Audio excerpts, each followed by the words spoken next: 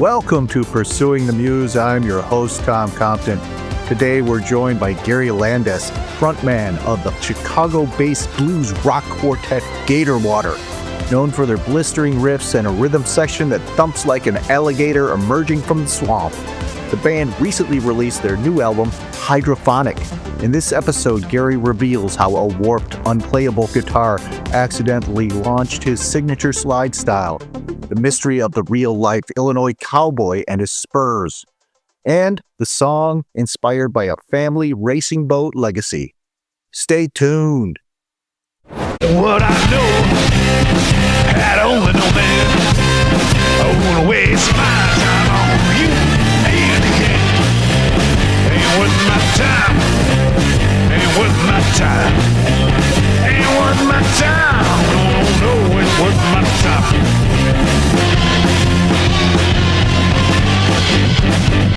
Rebel route zone. There's no doubt there's gonna be some trouble tonight. Ride on.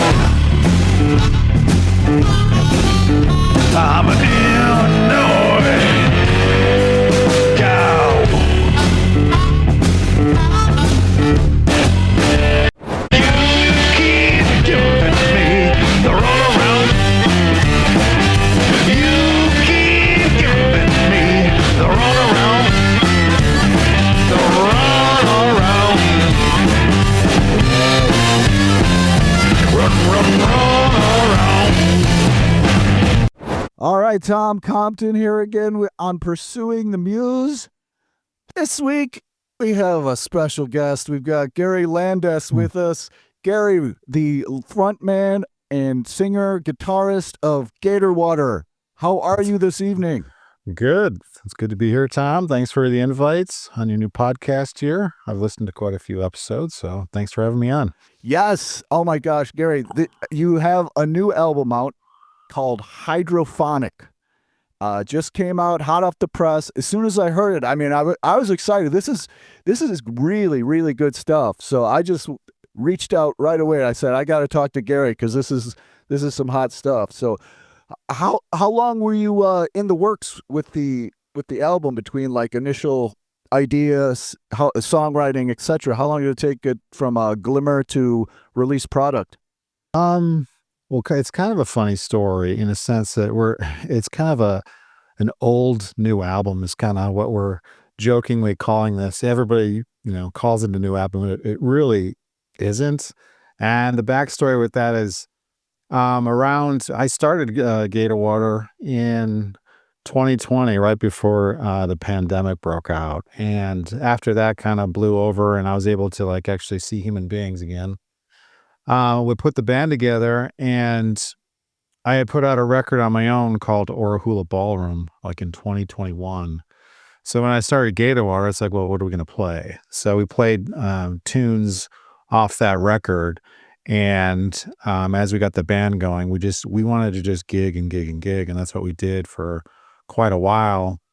And, you come to a point in a band where it's like, or at least me anyway, you want to have something to show for it. And I've always been in music for, the body of work. And I wanted to have something that captured what we were doing. Because I know, all bands are in a sense like fleeting. So let's capture this as well as be able to share it with people. Because, you invite people to shows. It's like, well, what do you sound like? You know what I mean? So you have to have something, we can't just say, hey, we're a blues rock band. So it was October of 2023. We went into the studio and the idea was we booked one day at Shirk Studios in Chicago. And we booked one day with the idea of like, let's go record an EP, meaning the goal was to get like 3 or 4 songs in I think we got his day rate of like 8 hours. Steven Shirk. He's an unbelievable producer, unbelievable guy, just amazing. So I'm like, all right, let's go and see what happens. So we went there and we were going for a live sound because we were trying to capture what we would sound live so we could share that with people to get them out to shows and whatever. So we just set up in the studio and we ended up getting this whole record. What is there, 9 songs on the record? One is a cover. And we just kind of pounded it out. And some of the songs that are on the record are, the first take. We wanted it raw. We didn't do any overdubs. We didn't do any edits. It was just mix it and master it, and that was about it. So then once it was done, we kind of all looked at each other, and I kind of raised my hand. I'm like, I don't really know how to release this. So I don't know about you, but I don't really know how people listen to music anymore. Everybody's different. Like, some people like singles, somebody like albums, some people stream, some people buy, some people steal. Right.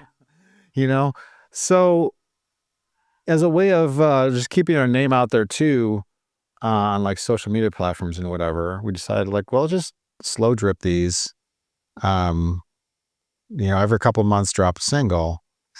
And Donovan, our bass player, who's an artist in his own right, he does freelance work. He works as a full-time artist. He does like posters for the Chicago Symphony and Steppenwolf Theater and all this stuff. So we kind of got together on like a concept for just like visual, I don't want to say entertainment, but something to put this together. So we all kind of came up with the idea of like, the name of the band, is kind of a visual name. You think of swamps and alligators and all that stuff. But I was like, what if we like made this more of like a snake oil salesman, like bottles of potions and elixirs and stuff like that. So for every single, we made like another little bottle of some type of concoction with the song title being on the label. And Donovan went from like antique store to antique store, picking up little 10-cent bottles, and then he would make a label on them with the song title and fill them with like Mountain Dew because it was nice and green, and take a cool photo. And we would just release those over the course of, I think it was probably 2024, most of it. We kind of every couple months put one out. And then I was like, well, again, since depending on how people consume music, I'll just put it all in one record. And that's what we put out on last week. So that's probably like a super long answer to a very simple question, but I think that's very common, is to drop singles, and then when you have enough for an album to put it. I mean, even people like do singles and then do an EP, and then do singles and do an EP, and then the 2 EPs get crammed together into an album. Yeah. I just did an interview last week with Justin Warfield, and he had 2 EPs that he put out over the last year, and then in December 25, he took those 2 EPs and made a record. And I don't think there's any like set rules anymore. And that it sounds like you're very aware of that. I mean, give the public what they want, or give the audience what they want. I think like I don't think I think if you force people into listening something a certain way, or just turning away the people who might listen to music. I mean, some people are like just Spotify playlist listeners. They just put on a playlist that is their genre or their vibe or whatever it is, and that's great, cool. We're just trying to get listeners, and it's just, there's so much great music out there, both from full-time musicians or part-timers like us or whatever, and it's all for the love of the game. I mean, it's a big, deep ocean, and you want to be heard. So here's a single, here's an album, here's a playlist, here's a stream, there's a stream everywhere, stream, whatever. Right. You're covering all the bases. Yeah. And it's nice you keep like bringing singles out. You're getting each song to the front of mind for a little window of time. It seems like that's a really good strategy. Well, that's the idea. I mean, before we had music recorded to share, to get, again, we were gigging a lot, and it's like, what do you give them to come out, or how do you promo this other than cool artwork? Donovan, again, he does all of our artwork and posters and stuff, and it's great, but it's like, you need some type of jingle to put with it on social media platforms. I think, I don't know. But if I see, invites and stuff where I can, or, the music is with the image on like Instagram or something like that, I'll go to a show or whatever. But so that was kind of the concept. And I think it worked okay. But, in the time, we already have a second record recorded. It's being mastered right now. We did another 10 songs. And right now, we're already working on our third record. So Wow. we're just trying to basically bank music and just steadily put music out. I find too, trying to listen as much music as I can across, all the different genres. You listen and then you go. For albums, I think, at least I have. I'll listen to an album and it'll stay with me for a little while, and then it's kind of on to the next thing. And that's, releasing singles or releasing in that kind of way kind of keeps you, like you said, top of mind, or at least more visible than, hey, it's the same song from like a year ago. Like, well, we've heard this one already. Gatorwater, come on, put out something new. Yeah, I was going to say, there are songs on the album that, because I've seen you live a couple times, and some of them are like, oh, I remember this song, like the Runaround, and, Yeah. And it's like, for me, it's cool because I will say you guys are really great live. The last time I saw you live, I was Thank you. like, I think I've seen you 2 or 3 times, and you've gotten better and better, and I was really impressed last time. So the fact that the record, I think, does a really good job capturing your live energy, which is a testament, because there are bands that are studio bands and there are bands that are live bands, and I think you guys are kind of both, which is great. That's like ideal. Thank you. I appreciate that, and that's more of a testament to the members of the band. I'm so lucky to have found the members of the band. I play guitar and sing. Donovan Foote is our bass player. I've known Donovan for, probably 20 years. Just like in the scene, we've played in some other bands together. But when I did that record I mentioned earlier from 2021, I put it under my name, and it was just him and me. I played drums, guitar, and sing, and he did bass, and we just kind of did that together. So when we started Gatorwater, like, of course, he's my guy on bass.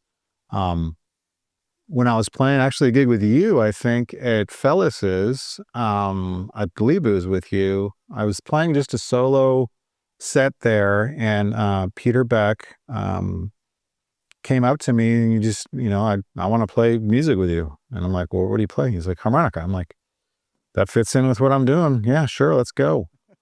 So then we found a drummer, and we found Olivia Beatty, and she is the best drummer I've ever played with. She's got a degree in music and percussion. She's just fantastic, and I've got like a kind of a running. It's just kind of a running joke in the band of trying to stump her on an idea, and I've yet to do it. Just we had rehearsal last night. We're working on, like I said, a third record. We're in the songwriting phase, and we're working on a song in an odd time signature. It's actually in 5, and I was trying to stump her with that, and I lost count of where we were. So it was kind of one of those moments where I'm like, oh yeah, smart guy. Yeah, here we go. 1, 2, 3, 4, 5. 1, 2, 3, 4, 5. So, serves you right, Gary. Yeah, right. Well, it's like a drummer who plays guitarist is now trying to stump the drummer in the band, which I'm in some deep water with her, because she's absolutely fantastic. So this record, we were just, we got in a room. It's just 4 people making music, and that's what we wanted to capture. So from the stage to the studio, that kind of captures what our live sound is. So yeah. Does the songwriting come from all of you, or are you the main songwriter? I usually bring ideas to the band. This record was already like written songs from my from my solo record, or from the record I did with Donovan. So we just made it what we do. We took it, those versions of those songs you can listen to these and compare them, and they're it's the same song, but it's always different when you add other people to it. They put a different feel to it. So those were kind of our the songs we just did, our second album, which is being mastered. I had a lot of the ideas that I bring to the band, but it's kind of just how we work is everybody puts their, ideas into the soup, and we kind of just put it all together, and nothing's off the table. Anybody can contribute, and it just works so well to be able to have an idea that's just either unfinished and the other, the rest of them, finish the picture for you or whatever. We just do it all together. So it just depends. I encourage them always to come with ideas, but when I write songs, I'm a riff guy, honestly. I'm not really a chord strummer. So I'm always just plucking around riffs, and I just, on my phone, there's literally 250 different snippets of songs and sorts of things. So we start cobblestoning these things together, and some of the stuff we're working on now, Donovan has written and Olivia has written. So we're trying to expand a little bit more on the sound as well. So, are you the main lyricist? Yeah, I have been. I try. That's probably the biggest challenge is lyrics and the the phrasing and stuff like that. Just because when I started playing, I started as a drummer when I was like 8 years old, and I went through the school system as drummer, percussionist, and that sort of thing. So though us percussionists, they're in the back of the band, usually counting rests, right? Because concert bands, symphonies, you don't hear a whole lot of snare drums and bass drums and timpanis, and I mean there's a lot of you got to count 20 bars of rest. So looking back, it really taught me how to listen to music, and especially like a concert band or a symphony in high school and college, and you hear how all the instruments play off each other. And with rock music, blues music, or pop music, whatever you want to call it, because of all that and playing in drums and in bands, kind of like my whole life, like lyrics and meanings of songs are the last things really to hit my ear, because I'm listening to the groove and the song or the guitar or whatever the thing that hits my ear, right? And so that's why it's always been kind of a challenge to put words to it.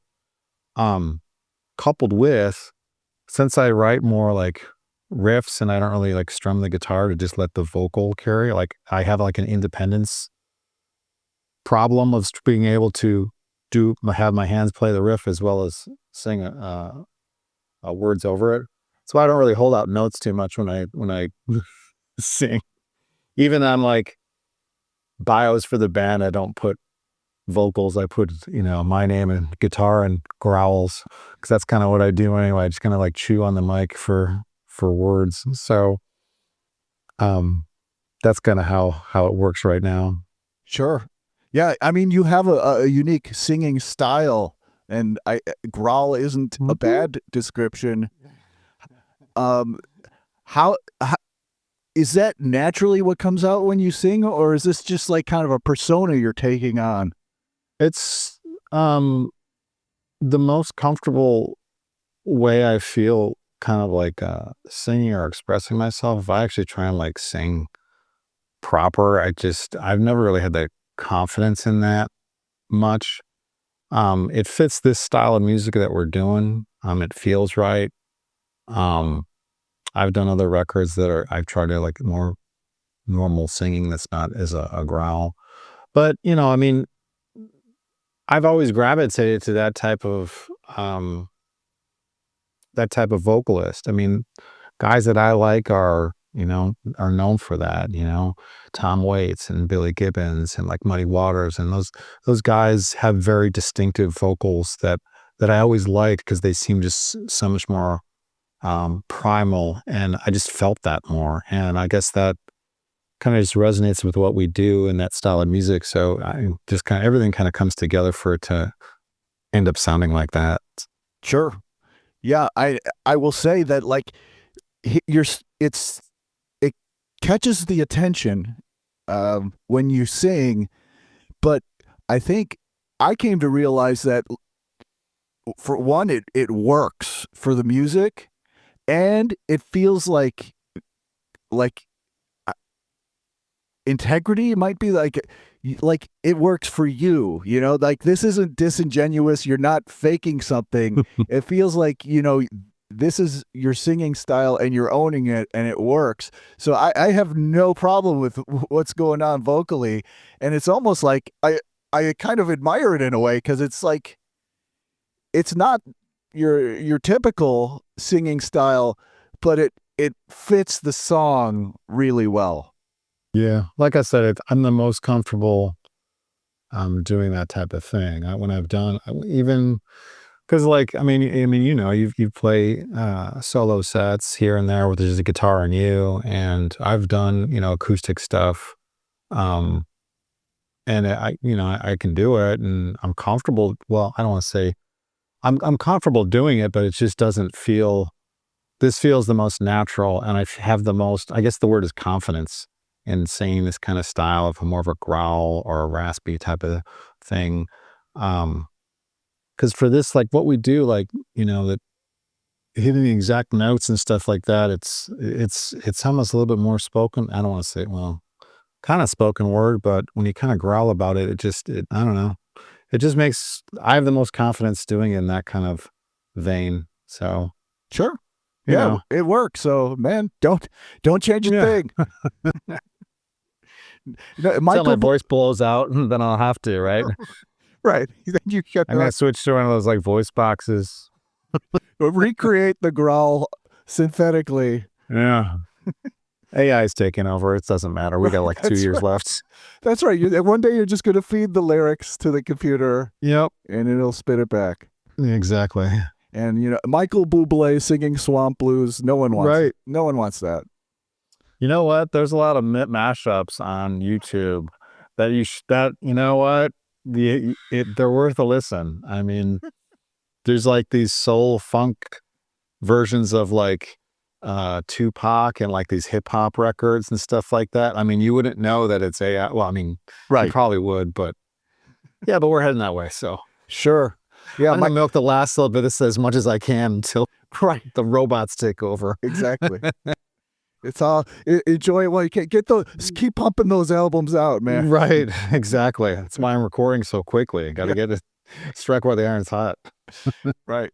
So I also want to talk about, you have the coolest guitar. It's a Resonator, right? And it's got this amazing greenish blue paint job. You got to talk to me about the guitar. Yeah. The guitar probably gets more compliments and you know, questions more so than the music. I think people approach us more for our instruments because Donovan as well, he builds his own basses and he's had quite a lot of cool creations. And, you know, guitar dorks and bass dorks are always coming up to us asking, but, yeah, so this is a James, Trussart, guitar. I think I'm saying his name right. He started making these guitars. They're all steel. And he made, I feel like it was like late 2000s, maybe 2010s that I became aware of him. And he made all sorts of models. He makes, you know, Les Paul model, Strat model, etc. And he made a Resonator guitar. And for those non-guitar nerds out there, essentially it's a steel body guitar from like, it's kind of doing what National did in the 20s and 30s. With the duolians and triolians, if I'm saying that right. And it's got a cone in it with a cover plate over it. And it just kind of has that blues sound that people automatically, you know, they know what that sounds like, right? So And it's got a pickup in it, so you can electrify it and get that dirty blue sound. And he put Troussard's guitars are known, like since they're all steel, he distresses them, he rusts them, and then he puts like patterns over them. So just imagine like a rusty guitar with like a gator print that's over it. And that's kind of like what this guitar is. He put this green finish on it, and I'm looking at it as I'm talking to you. And the name of the color is Titanic green. And it looks exactly like the Titanic. Like it's this green, rusted looking guitar with a gator print that's like kind of embossed over it as well. And I found it used, honestly. You can't even get them anymore. He doesn't make them. I have spoken to James on the phone a few times. I've texted him. I have beat him up to start making these again, and he hasn't just yet. But I have a save search on Reverb and other Google searches to when they come up. I'm always looking at my bank account to see if I can snag another one, because they're cool, but honestly, it just plays. And I've played a lot of guitars. It's the one that just plays. It fits my hands good. It's got a great neck. But yeah, it's sitting right here. So is it your only guitar that you play? Pretty much. I have you're a guitarist, so that means you got more than one, usually. Sure. Guitarists, they end up start. So I play all steel body resonators. I have that one. I have another National, and then I have a National baritone resonator as well, which we're using on the new Songwriting that I mentioned earlier. So that gets it even more low down and dirty when you're playing actually in the baritone register. So okay, but they're all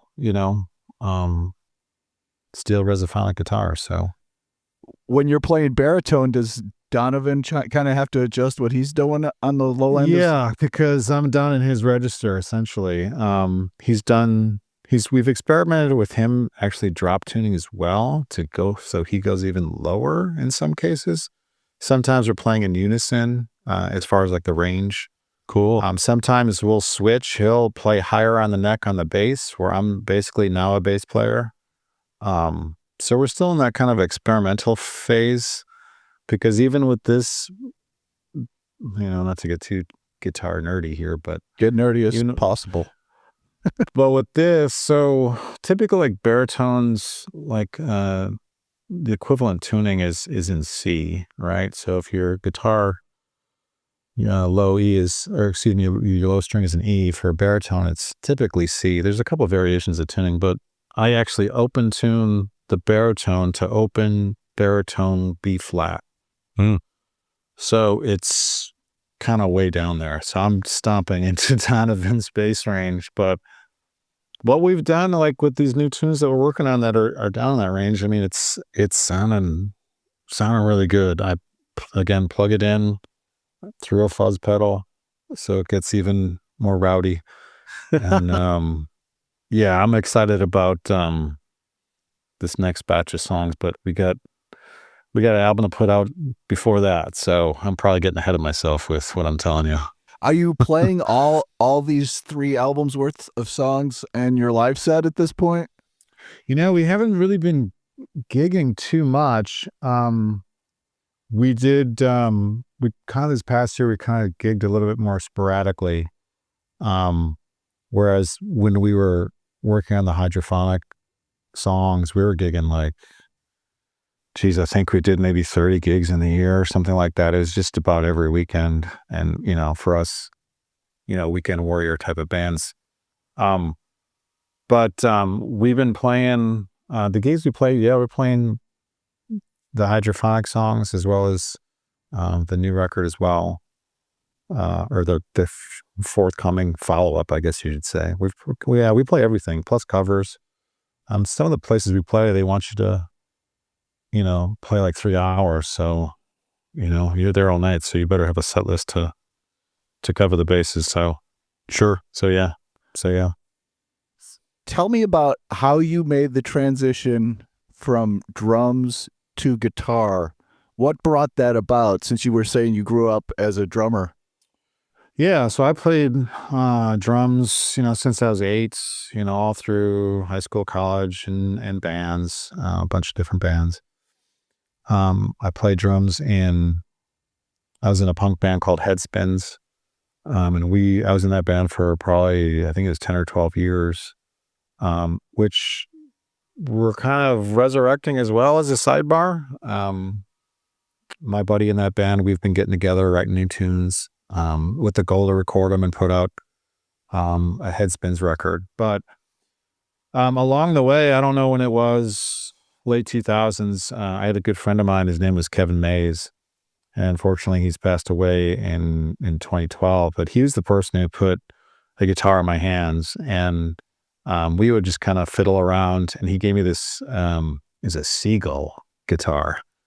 I wasn't familiar with the brand, but it's kind of like, a starter guitar. And this thing was already like warped so much so that like you could put your fingers between the strings and the fretboard. I mean, you could only fret like at the first and second, maybe third fret. So it was almost unplayable. Like, in order to fret stuff, you had to like put your fingers over the other strings to try and get to the other side to hold down a note. And at that time, like, I'm like, how do you even play this thing, right? So, you do what you always do as like a new guitarist. You buy the cool guitar magazines, and you buy Guitar and Guitar World and blah, blah, blah, and try to figure out how to play this thing. And there's an issue of one of those guitar magazines. This is late 2000s, so Mark Tremonti was on the cover, and Creed was huge. I'm a fan of his playing and all the bands that he's in, but of course they have one of the songs in there, and one of the songs was in the open tuning, which, okay, what's that, right? There's an open D tuning. So I'm like, okay, let's see what happens when we do this. And, you open tune, you have like, obviously for you non-guitar people out there, it's just an open chord, so you don't have to fret the guitar at all. And for playing slide, I managed to get at the time, a glass slide, and you just kind of rub it around the strings and it makes that slide sound. I'm like, oh, here we go. Now we got something. Now the neck comes to you. Yeah. So now you don't have to fret anything. You just kind of, rub this, give this guitar neck a massage with this glass slide, and you make some music somehow. So it just kind of went from there. Oh, that's so cool, because it's like, that's not the normal path of like starting out on slide. So that's no, it's from an unplayable guitar. So after that, I got like some like starter Martin guitar. I'm like, wow, you can actually fret this. This is a D chord and a G. Wow. You're experiencing calluses for the first time. It was just like a stunted growth. Like, you know what? Like, you learn how to play slide. Now learn how to fret it. Like, oh man, this is like, I just went back to kindergarten. Like, why? All the other kids are playing at recess, and I got to stay inside and study. There you go. There you go. But yeah, it's a little backwards way to learn the guitar, but it all adds to you having a unique style. So I guess, I mean, people can say that, but I'm still doing it because it's easier to play slide than it is, in my opinion, to actually fret the guitar like you're supposed to. Yeah. I mean, slide has always been intimidating to me because it's like my brain doesn't want to think that way.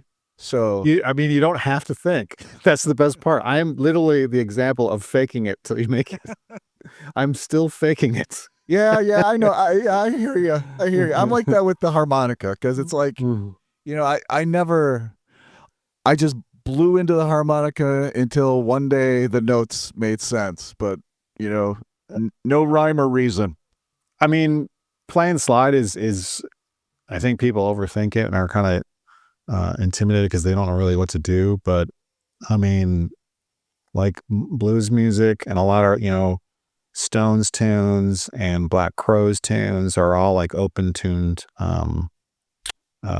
playing. Keith Richards did a lot of that stuff, like Honky Tonk Woman and Brown Sugar. All those are open tune stuff, and just for playing like, your standard 12-bar blues, I mean, you only need 3 chords, right? Well, you don't have to fret anything. I mean, the open tuning allows you to play without fretting anything. So you can stand there and just strum away. And then all you need is your 5th fret for your 4 chord and your 7th fret for your 5 chord. And that's it. And that's literally what I started with. Just 3 chords and that was it. I mean, I'm a big ZZ Top fan and Billy Gibbons. He's my guy. And he always just said, we're the same 3 guys playing the same 3 chords. I'm like, all right. Right. I can get along with that. Right. You come to appreciate that it's an attitude often as much as a technique. Well, that and like, I mean, a lot of rock music is built off of that, right? I mean, you look at a lot of Led Zeppelin stuff, the stuff they took from blues tunes, which, some people know and don't know. But they're building, a lot of that was built on 3 chords. And from a starting point, I mean, it just made sense because I was, that's music that I grew up on, all the, what's called classic rock now, Zeppelin, Stones, Aerosmith, ZZ Top, all that stuff. So, it's just a good entryway to learn how to play the guitar, honestly. Sure. I think. I'm biased, though. Right. Who the hell am I? It's worked so far. Like I said, I'm still faking it. Well, no one has to know that. No, except for now it's out. Edit that part out, Tom. Edit that part out. Cat's out of the bag. Mm-hmm. It's going to be all caps in the show notes. Exactly. So, fraudster Gary Landess puts out record. Fools everyone. Immediately cancel. Yes, you're canceling yourself. Exactly. No one to blame but yourself, right. Gary. Self-cancellation is the... So talking about your influences with classic rock, did you go back further to like the Elmore Jameses or how far back do you go with your influences? I mean, the early blues stuff for that style of music. When I was growing up listening to music, me and my friends, like all we would do is just go to record stores, like, in the time and stuff. That's every single day we'd go to the same record stores all over Chicago. So I was just curious on all sorts of music. Playing in the school bands and stuff, you get an appreciation for classical and orchestral music. Obviously you're listening to the radio and what's on that and pop tunes. And then it's kind of funny because there's kind of like, I mean, probably for everybody, maybe for you too, but there's those records that are like gateway drugs to a genre of music. And, the some of the ones that I can think of just for that, like was Genesis Duke. That album was like, oh, this is what progressive stuff is. And I was a Phil Collins fan as a drummer listening to that. That album is absolute masterpiece, right? So that like opened up the doors to all the progressive stuff, Rush and Yes and all those type of things. And this is, when I'm in my teens listening to this stuff. And then I remember when I was in 7th grade, my friend came over with Led Zeppelin 4 and he said, listen to this. I'm like, what is this? And, Zeppelin, again, who's this John Bonham guy playing drums? Like that's, he's one of the best of all time. So that opened up obviously Zeppelin, but that kind of classic rock world of, Aerosmith and, all those bands, Cream stuff. As you learn that stuff, you realize, oh, there's stuff that's like before like the 60s and 70s. Like, oh, they're talking, who is this Buddy guy they're talking about? Who's this Muddy Waters guy you're talking about? But I distinctly remember as we were kids going to different record stores, that's when, I don't know if you remember when box sets started coming out around that time. This is, again, CDs are rather new. And they started putting out box sets. I remember the Led Zeppelin box set was like the epic Christmas of all time. Everybody got the Led Zeppelin box set. Yes. But when we were driving around to different record stores, I always saw this Robert Johnson box set. And it's that famous black and white picture of him with the guitar in his hands as he's kind of smiling at the camera. I'm like, was just so curious about who this guy was and what does this music sound like? And it's a box set. There's like 2 or 3 CDs worth of stuff. Like, who is this guy? So I remember buying that and hearing that, and I love the sound of the recording because you can hear all the pops and crackles, and you can hear the room and him tapping his foot and the sounds against the guitar, along with all the mind-blowing stuff that he's doing. And I'm like, oh wow, this is kind of really the genesis of the stuff that I've been listening to with Zeppelin and Stones and all that sort of things. I'm like, this, you can trace it back to this stuff. And I'm like, whoa, that, and we were, teenagers listening to that stuff. So again, that was kind of another gateway drug to open up to Elmore James and, Howlin' Wolf and, all those guys. And again, that's at the time the Chess Records was putting out box sets for all those guys. I got them all. We went last year, we took a St. Louis trip and we listened to the entire Chuck Berry box set. And my wife was like, can you, all right, we're on CD4 of this. Is there anything else we can listen to? Like, well, as a matter of fact, we have the Chess box set of Howlin' Wolf. It's 4 CDs. Let's go. So I just consumed all that stuff, and, that just gets tattooed on your brain. And hopefully as you learn to play guitar, it comes out through the fingertips somehow. Right. Now, how do you describe the sound of Gatorwater? Do you call it swamp blues, or do you have another term? That works. Genres are I've kind of just given up on. I don't really know how to describe sounds of music to people. Like, it's like a blue. I think I wrote a bio for us, and I had to write that like over and over and over again. And it's like, along the lines of what you're saying. I don't have it in front of me, but it's like a swampy blues type of thing. And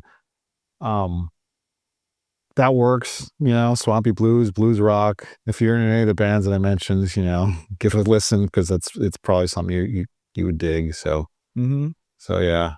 Are there other bands that sound close to Gatorwater? Because I think you guys have a pretty unique sound. Yeah, there are. There's a lot of, that genre, every genre is deep water that you're in. There's a lot of different bands in there. I'm a big fan of Tyler Bryant and the Shakedown. If you don't know him, he's fantastic. I actually he came to Reggie's a couple of years ago, and man, it's hard. We have trouble just, getting gigs around town, but that was one that the promoter guy reached out to us and like, you want to open for Tyler Bryant? I'm like, what? This is like a modern day guitar hero for me. And unfortunately we couldn't do the gig because we were out of town, but guys like that are out there just killing it. Who else? There's a bunch of others that are, there's a guy, Seth Lee Jones out of Oklahoma, who's an absolute just monster player. He's doing everything technically with guitar you can think of. He's doing slide he's got like a hip shot bender on his custom made guitar. Oklahoma Custom, I think, is the name of his record, which you should check that out. That is another masterpiece. There's just a ton of bands out there doing it. And we're doing our little part too with our little old band from Chicago. Sure. So you've been saying that the band hasn't been playing live much recently. Are you gearing up to get back out there and promote this? Yeah, I think so. This summer, I think we're going to look for shows to do. So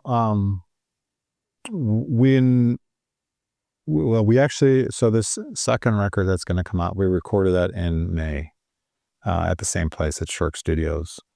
And leading up to that,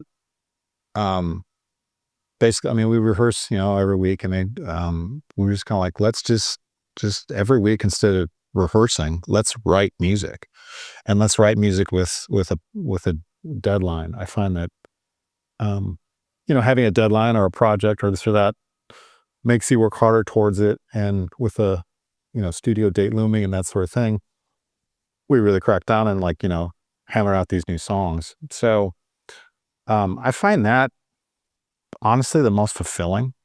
I like playing live. It's great, but having something, to show for what we're doing. Like I said, I'm kind of in it for the body of work as musicians. So having something that we capture where we're at as a band, I think is, I don't know, it's just the best feeling in the world to have 9-10 songs, be like, look, this is what we did all together as a team here, and Yeah. and that sort of thing.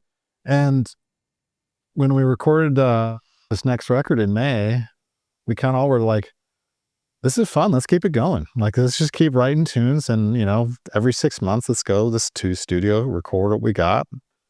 And the goal is to kind of just put out an album every year, and just kind of keep going until things change or whatever. Right.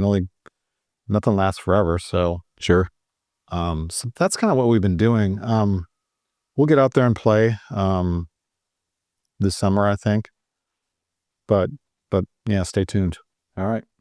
So let's talk about some of the tracks on the record. Like, out of the gate, give me a deep dive into Ain't Worth My Time. It starts off high energy. Where'd that one come from? So like I was saying, all these songs are from my own solo record, and I just kind of wrote these. A lot of them are probably around the time when the pandemic was going on, probably maybe before that or so.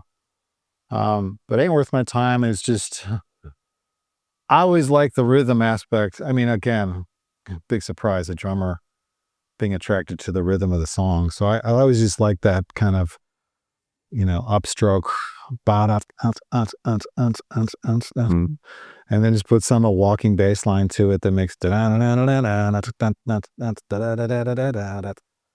I just thought that was great groove. I mean, like, with that, again, there's only, I think, 3 or 4 chords in the song, and you put a shuffle beat to it, and away you go. So it's kind of a simple song, but again, I'm in it for that kind of the groove and the feeling and the energy of it. So Groove is the right word. Yeah, I hope. I mean, Yeah.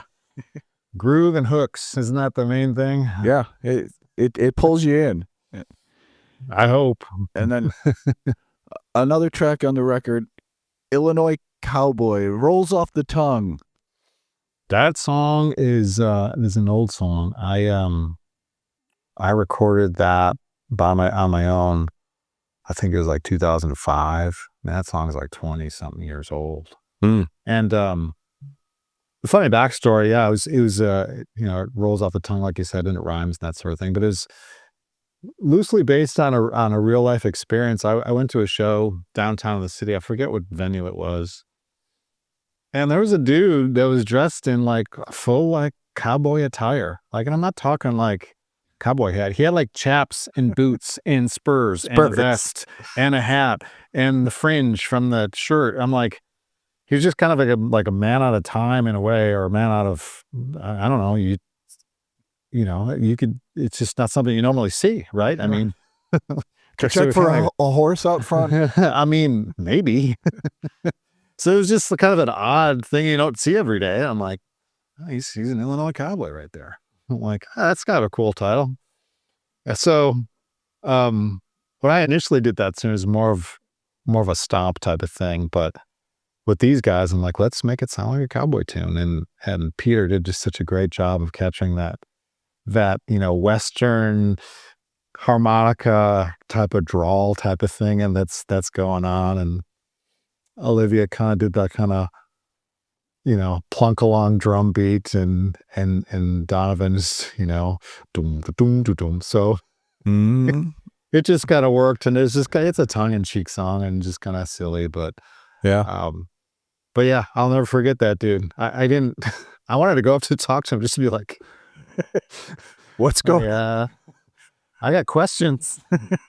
Right. This isn't something that I normally see. Right. Where do you start at that point? It seems like a lot of work to put all that on. I mean, you got jeans, and you got chaps, and you got boots, and you got spurs, and then it just seems like a lot of work. Chaps and spurs, man. That's saying I'm something. more of a t-shirt and jeans guy myself, Right, but you clearly put a lot of, you're like the GQ Cowboy here. He's got layers going. Maybe that'll be the follow-up, GQ Cowboy. There you go. There you go. That fourth record is starting. There it goes. So you were saying that the song Ora Hula Ballroom was on the record of that name. What's the story behind the Ora Hula Ballroom? That always gets questions too. We get questions on song titles and guitars. So I put out a record called Ora Hula Ballroom in like 2021, and it's the title of the record and it's the title of the song, and obviously it's on this record too. So I wrote it about my dad's boat. So that's the name of my dad's boat. So when my dad was like a teenager, he would race boats all over the Midwest, like up in the Kankakee had a big one. There's, they're all over the place. And at the time, he had like a paper route. I mean, this is like when he's like 14 or 15. He had a boat that's called Pink Champagne, which, in the 50s, as 14-year-old, it's not really a kind of, tough boat name. Pink Champagne, like that, it's not really. Anyway, so he saved all his paper route money and he bought this boat that was just, it was like bigger. There's different classes and whatever, but it was a bigger boat and whatever. So they were racing up in Wisconsin. There's a town called Ora Hula, and there's a ballroom there. And the night before the race, they didn't have a name for the boat, but it had a big wide body on it. And as they were launching the boat, somebody said, that thing is as wide as the Ora Hula Ballroom. So that's how the boat got its name. And I just thought it's just the coolest name that there is. So he won a number of races with it. He actually cut it, and each boat's got like a number, and his was 444-V. So he actually, when the boat met its end, he actually cut the side of the boat with the number on it, and it's hanging on his wall to this day. I was over at my parents' house on Sunday, and it's hanging up there still. Wow. So the lyrics kind of speak to that in the last verse as far as being a trophy on the wall. That's so cool. I just it was just one of those great stories that needs to have a soundtrack. It needs to have its own song. So yeah. So yeah, that's how that kind of came to be. Nice. And how do you know a boat is at the end of its life? Is it leaking? Well, those, I mean, they take a beating, racing those boats. It just, everything finally just kind of gets worn out eventually. Right. So that, I mean, he wasn't going to race boats forever. It kind of his racing time had come to an end, and that sort of thing. It's not like it's sunk somewhere or anything like that. It wasn't some tragic end, but like, all right, well, it was just one of those things like, what am I going to do with a boat? I want to keep a piece of it. So we're going to saw the name off and we're going to hang it on the wall as a trophy or as a remembrance, just like, a picture on the wall or anything else. So it's not at the bottom of a gator fold swamp. Nope. On the cover of my record, Donovan put a picture of the 444 on the cover of it. Cool. To keep the cover of that record is my dad with that boat. I mean, it's a picture of him from 1950 something or other with the boat as he's launching it. So it's a tribute to my dad and all that sort of thing. So how many years did he race with that thing? He raced all through his teens. I don't really know. I mean, we still have all his boat trophies. He still got them, at my parents' house. So I don't know how long its tenure was, but it did well based off the trophies that it left behind. So sure. I can tell you. Now you've got you're working on the third record. You got a second record in the can. Do you have a release date in mind for the second album? Second album I just sent for mastering last week. And I don't think what we're talking about now is I don't think we're going to release every song as a single like we did with Hydrophonic. I think we'll put out a couple singles through the summer and maybe release it in October is kind of what I'm targeting. That may change. I'm not sure. I just release it all at once. I don't know. We'll see. You're not beholden to an executive. No, that's the nice thing of being independent. You can do whatever you want when you know, captain of your own ship, pun intended. There you go. But what's funny is Olivia, you know, we rehearsed last night. Olivia was over here and she's saying that her dad, he goes on motorcycle trips and has been blasting Gatorwater in his ears. And I'm like, oh, that's nice to hear. And her comment was like, that's the old stuff, Dad. We got new stuff coming out, man. You haven't even heard the new stuff yet.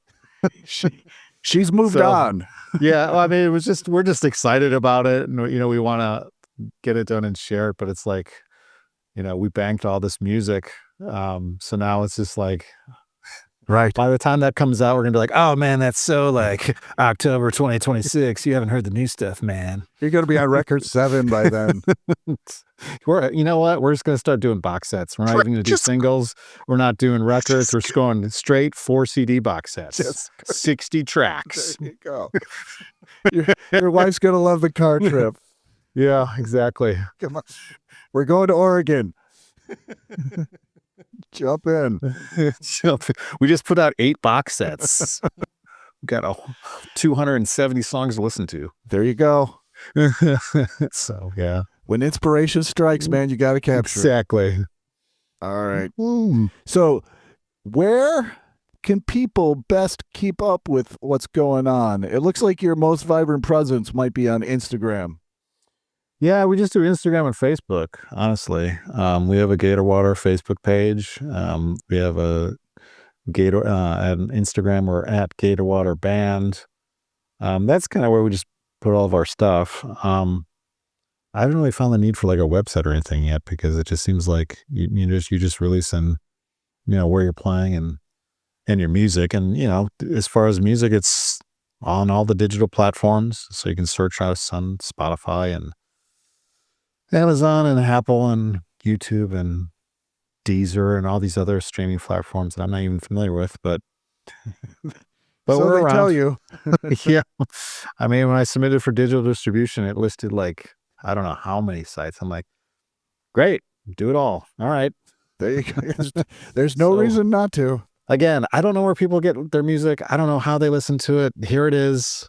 Right. Hopefully it's found. Give us a listen. Right. And like and follow. I have to say that, don't I? Yes, exactly. Like and subscribe. Also, like and follow Tom's podcast here. Right. Yeah, so if you've made it this far, you're doing well. Right. I guess so. So, excellent. So we're going to keep our eyes and ears out. The new record is fantastic. I love it. I've been telling people about it, so hopefully, you know, those streaming royalties. Oh, I don't have to work any more time. This is just overwhelming. The checks that I get for 10 and 5 cents at a time is just go. I mean, you walk to the mailbox. You know, all you young musicians out there, you don't need a 401k. It's just this is the way. There you go.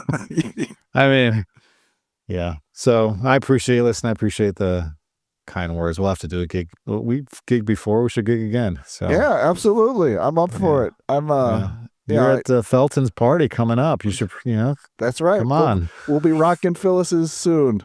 Exactly. All right. Try not to start a fight while you're there, huh? Yes. Exactly. Yeah, that does happen half the time I'm there. Sometimes. Were you there? Were you there the year it was Mike's birthday and someone's divorce party? I was there. Yes, we did play that show, and there was paraphernalia scattered through the bar of adult content. That I was like, wait, is that what I think it is? Yes, it is. Yes. It is. Yes. It is exactly that. A gummy bear, but not shaped as a gummy bear. But no, all right. No surprises at Phyllis's anymore. Exactly. Just can't be off guard. Stay classy. Exactly. Yeah. All right, Gary. Well, thank you so much. You bet. Appreciate talking with you, and let everybody get out there and listen to that Hydrophonic by Gatorwater. You won't regret it. Tom. All right. All right, man. Cool. See ya. See ya.